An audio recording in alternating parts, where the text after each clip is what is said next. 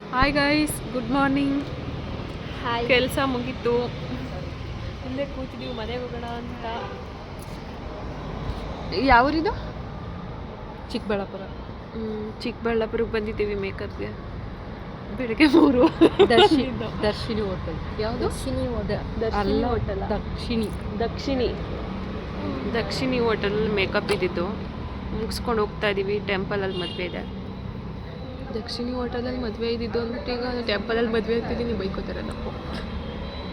ಇವಾಗ ಮಾತಾಡಿದ್ದು ಇವಾಗ ಏನಿಲ್ಲ, ಅದು ನನಗೆ ಅಪ್ಲೋಡ್ ಮಾಡ್ಕೊತೀನಿ ನಾನಲ್ವಾ.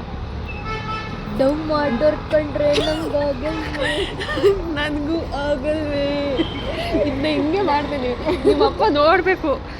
ಈಗ ನೋಡಿ ನಾನು ಮಾಡಲಿಲ್ಲ ಅಂದರೆ ನಿಮ್ಮಪ್ಪ ನಿಮ್ಮಮ್ಮ ಇಬ್ರಿಗೂ ತೋರಿಸ್ತೀನಿ. ಬಾಯ್. ಈ ಹುಡುಗಿನ ನೋಡ್ಕೊಳ್ಳಿ.